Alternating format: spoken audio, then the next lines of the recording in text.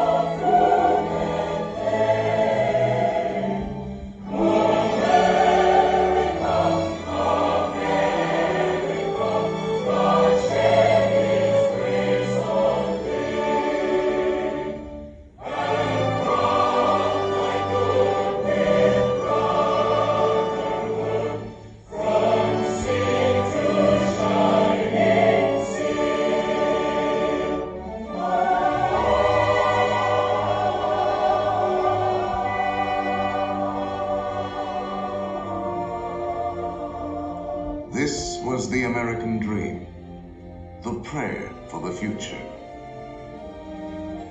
But that golden goal was not to be had without cost. The American way was not gained in a day. It was born in adversity, forged out of conflict, perfected and proven only after long experience and trial. In all of history, no man was dedicated to this dream more than the 16th President of these United States, Abraham Lincoln. Here in his own words is what he once wrote about himself. For at that time, very few people outside Illinois knew very much about this man from the prairie.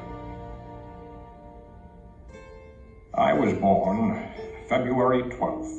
1809, in Hardin County, Kentucky. My father removed from Kentucky to what is now Spencer County, Indiana, in my 8th year. It was a wild region, with many bears and other wild animals still in the woods. There I grew up. I was large for my age, and had an axe put into my hands at once. And from that to my 23rd year, was almost constantly handling that most useful instrument. I think that the aggregate of all my schooling did not amount to 1 year. At 21, I came to Illinois. Thought of trying to study law. Rather thought I could not succeed at that without better education. I borrowed some law books, took them home, and went at it in good earnest. In 1854, the law profession had almost superseded the thought of politics in my mind, when the repeal of the Missouri Compromise aroused me as I had never been before. What I have done since then is pretty well known. If any personal description of me is thought desirable, it may be said I am in height, 6 feet 4 inches. Nearly, lean in flesh, weighing on an average of 180 pounds, dark complexion, with coarse black hair and gray eyes, and no other marks or brands recollected. Yours very truly, A. Lincoln. Abraham Lincoln became president faced with the terrible threat of civil war, a thing he dreaded. Yet a calamity he was prepared to meet if he must. Without union, the Constitution is only a piece of paper. I know there is a God, and that he hates injustice and slavery. I see the storm coming. I know his hand is in it. If he has a place, work for me, and I think he has. I believe I'm ready, and with God's help, I shall not fail.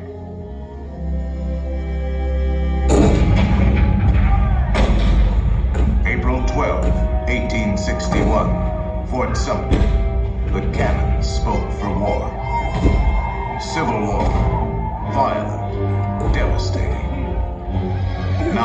come the reckoning, the supreme test that would decide whether a republic founded on liberty could survive the terrible strife of men's passions.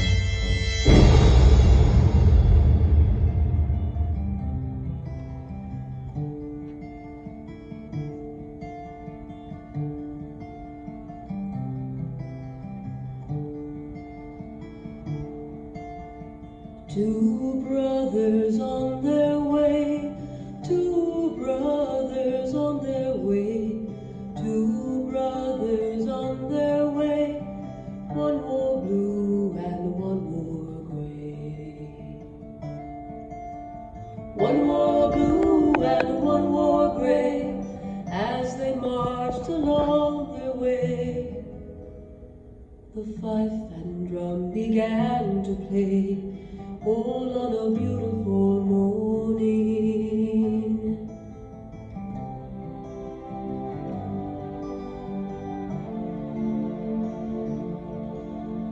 One was gentle, one was kind, one was gentle, one was kind. One came home, one stayed behind, a cannonball don't pay no mind. Cannonball don't pay no mind, if you're gentle or if you're kind. It don't think of the folks behind, all on a beautiful morning, all on a beautiful morning.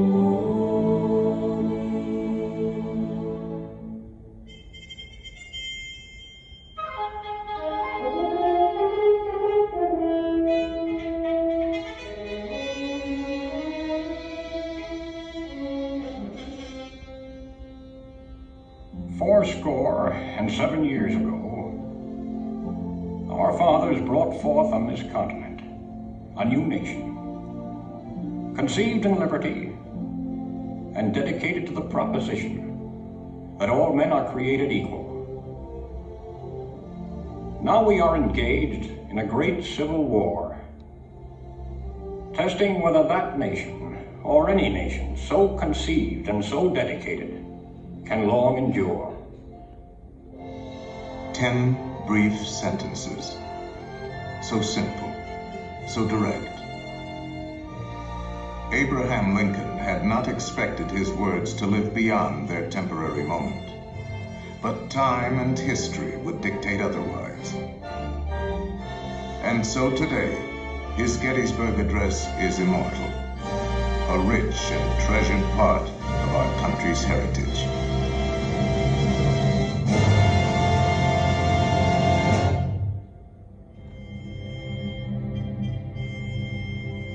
We pay tribute here not to a man who lived a century ago, but to an individual who lives today in the hearts of all freedom-loving people. His prophetic words are as valid for our time as they were for his. And now, the skills of the sculptor and the talents of the artist will let us relive great moments with Mr. Lincoln.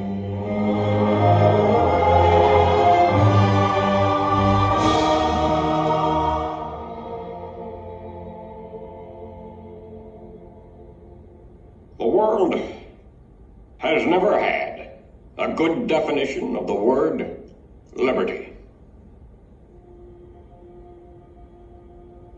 And the American people just now are much in want of one. We all declare for liberty, but in using the same word, we do not all mean the same thing. What constitutes the bulwark of our liberty and independence? It is not our frowning battlements, our bristling seacoasts. These are not our reliance against tyranny. Our reliance is in the love of liberty, which God has planted in our bosoms. Our defense is in the preservation of the spirit which prizes liberty as the heritage of all men, in all lands, everywhere. Destroy this spirit, and you have planted the seeds of despotism around your own doors.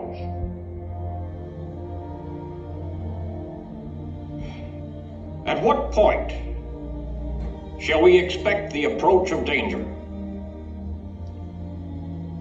By what means shall we fortify against it? Shall we expect some transatlantic military giant to step the ocean and crush us with a blow? Never. All the armies of Europe, Asia, and Africa combined could not by force take a drink from the Ohio or make a track on the Blue Ridge in a trial of 1,000 years. At what point, then, is the approach of danger to be expected? I answer, if it ever reach us, it must spring from amongst us. It cannot come from abroad. If destruction be our lot, we ourselves must be its author and finisher. As a nation of free men, we must live through all times, or die by suicide. Neither let us be slandered from our duty by false accusations against us, nor frightened from it by the menaces of destruction to the government, nor of dungeons to ourselves. Let us have faith that right makes might. And in that faith, let us to the end dare to do our duty as we understand it.